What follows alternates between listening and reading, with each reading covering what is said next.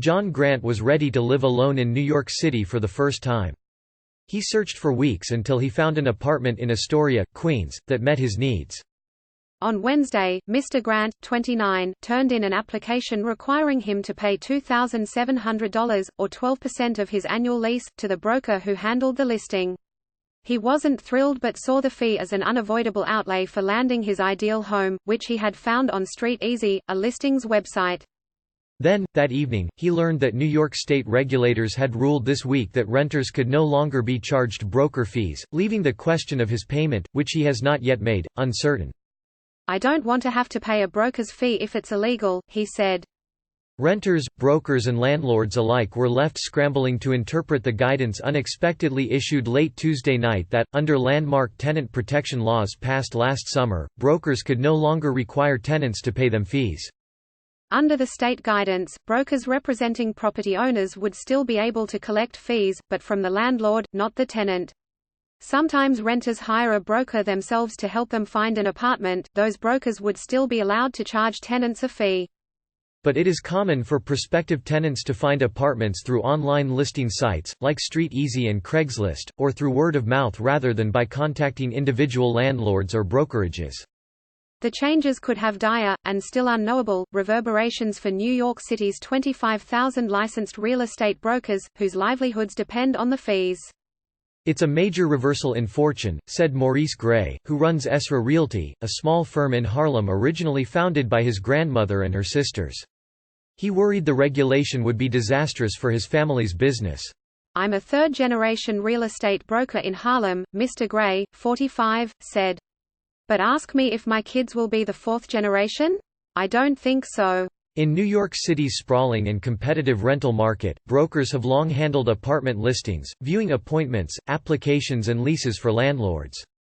For their services, brokers have collected fees from tenants that can be as high as 15% of the annual lease, usually paid up front before a renter can move in. That arrangement, which prevails in a few large cities across the United States, may now be upended. Many brokers, caught off guard by the surprise announcement, appeared to continue operating business as usual on Thursday, arguing that the state's guidance was an interpretation of the law, not an enforceable mandate. In an email to his staff, Gary Mullen, the chief operating officer of Corcoran, one of the largest brokerage firms in New York, urged brokers to push back on this harmful and haphazard interpretation of the Tenant Protection Act. "In the meantime, remember that this interpretation merely represents the opinion of the DOS," he wrote, referring to New York's Department of State. "Until further notice, we recommend continuing to conduct your business in accordance with the law and all applicable regulations, not advisory opinions promulgated in haste." Many renters who had signed leases after the passage of the rent laws in mid-June said they were confused whether they could have their fees refunded. On Thursday, the Department of State said the changes only applied to future rentals. "This is not intended to apply retroactively, and future transactions should be entered into with this guidance in mind," Erin McCarthy, a spokeswoman for the department, said in a statement. Gabriella Yasek, 29, said she paid a broker's fee, about $2,800, for an apartment in Park Slope just 4 days before the state released its guidance. "I am so happy that there are going to be no more brokers' fees," she said. "This is just really bad timing personally, so it's a bummer." James Whelan, the president of the Real Estate Board of New York, a powerful industry group, called the guidance misguided and harmful, and called on the state to rescind its memo. "All stakeholders should have an opportunity to discuss the ramifications on agents, owners and renters alike," he said in a statement. "We are exploring every avenue, including pursuing prompt legal action."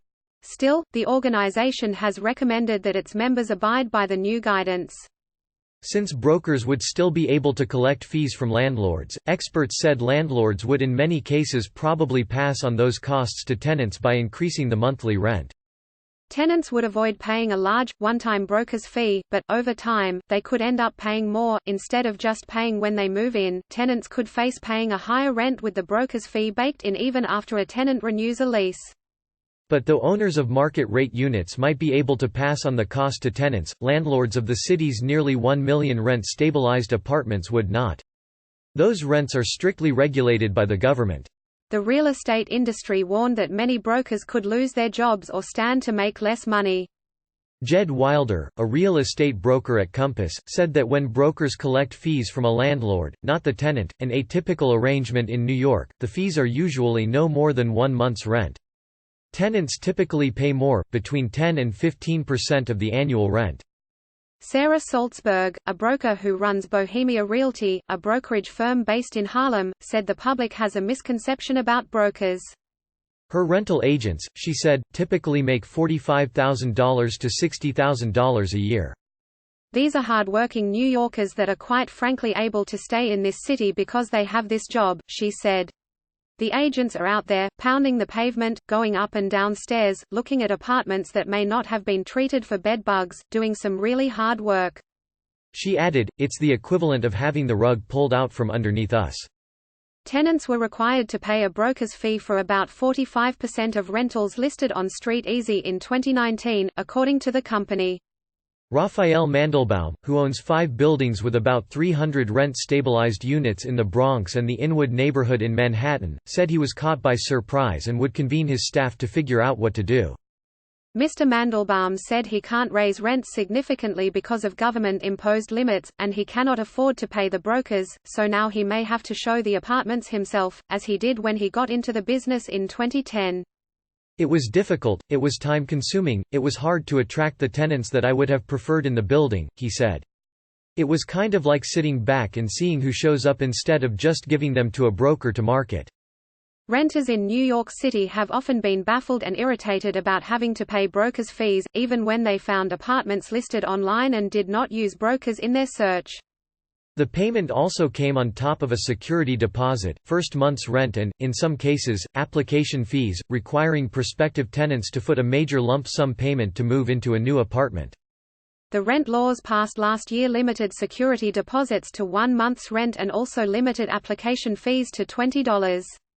Alex Cope, 22, who moved to New York from Vermont, said finding his first apartment in the city had been a rude awakening.